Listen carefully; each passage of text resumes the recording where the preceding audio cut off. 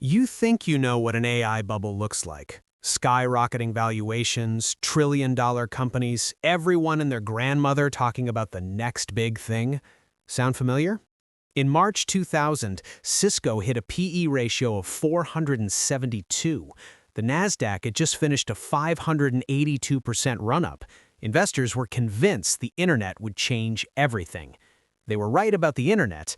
They were catastrophically wrong about the stocks. The Nasdaq fell 78% over the next 2 years. It took 15 years to recover. So here's the question everyone's asking. Are we about to do it all over again with AI? I'm going to show you something most people aren't seeing.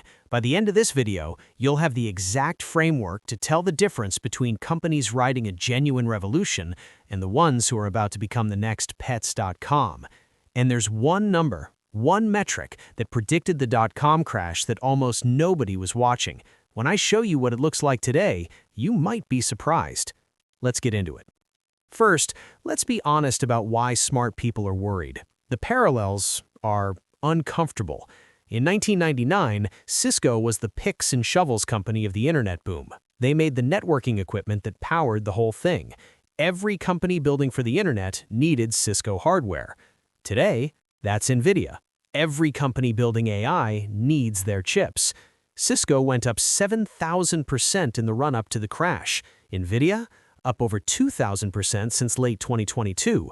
The Magnificent Seven now make up over 30% of the S&P 500. The last time market concentration was this extreme? You guessed it, the year 2000.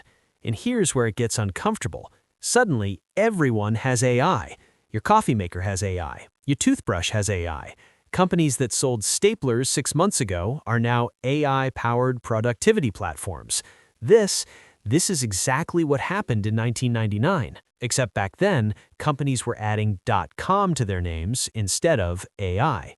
So the bubble crowd has a point. The pattern recognition is screaming at us. But here's where most analysts stop. They see the similarities, they panic, and they miss what's actually different this time. Remember that number I mentioned at the start? Here it is, the price-to-earnings ratio. It's not sexy, nobody goes viral talking about it, but it's the single most important metric for separating bubble from boom. It's simple. How much are investors paying for each dollar of actual profit? A PE of 20 means you're paying 20 pounds for every 1 pound of earnings. A PE of 100 means you're paying 100 pounds for that same pound. Now here's what most people don't know about the dot-com crash. In peak in March 2000, Cisco had a PE ratio of 472. 472! Investors were paying 472 pounds for every single pound of profits. The Nasdaq overall hit a PE of 200. But that's not the craziest part. In 1999, 86% of tech IPOs were not profitable at all. People were paying infinite multiples for companies that had never made a penny. So what's NVIDIA's PE ratio today? Not 470, not 200, 47. And here's what changes everything. NVIDIA actually has massive, real, verified earnings behind that number. Their revenue isn't hypothetical, it's showing up in quarterly reports. The average PE for the Magnificent Seven? About 38. At the peak of the dot-com bubble, tech leaders traded at an average PE of 60, with far less actual profit backing them up. So if you're waiting for the same kind of bubble pop that happened in 2000, you might be waiting a while, at least for these companies. But here's where it gets interesting. The bubble isn't where everyone's looking. In March 2024, the SEC started using a new term, AI washing. It's exactly what it sounds like. Companies slapping AI on their pitch decks, their press releases, their earnings calls, without having any meaningful AI capability whatsoever. And the scale of this is staggering. According to research from a major London venture capital firm, up to 40% of European startups classified as AI companies don't actually use artificial intelligence in any meaningful way. 40%. These companies are raising money, going public, getting valuations based on a lie. Let me give you some examples. Builder.ai, Microsoft-backed, valued at over $450 million, claimed to use AI to build apps automatically. Turns out, they were using workers in the Philippines doing the work manually. The AI was humans. In May 2025, they collapsed into insolvency. Amazon's Just Walk Out technology. You've seen the ads. Walk into a store, grab what you want, AI tracks everything, you just walk out. Revolutionary, right? Revealed, it was being managed by 1,000 workers in India watching video feeds in real time. Delphia in Global Predictions, investment advisors claiming to use AI to predict market growth. One called itself the first regulated AI financial advisor. The SEC found they had no such AI. $400,000 in fines. Junco, Do Not Pay, Ryder, Presto Automation. The list goes on. The FTC has now launched Operation AI Comply, a dedicated sweep going after fake AI claims. There have been at least 46 AI-related securities class actions since 2020, and that number is accelerating. So here's the picture that's forming. The Magnificent Seven, companies like NVIDIA, Microsoft, Meta, they're expensive, but they're expensive for a reason. They have real AI, real revenue, real competitive moats.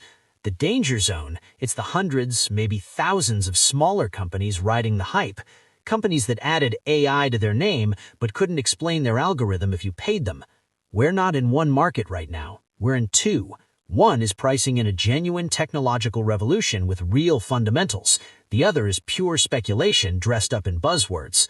The problem is they're both called AI stocks. All right, so how do you actually tell which is which?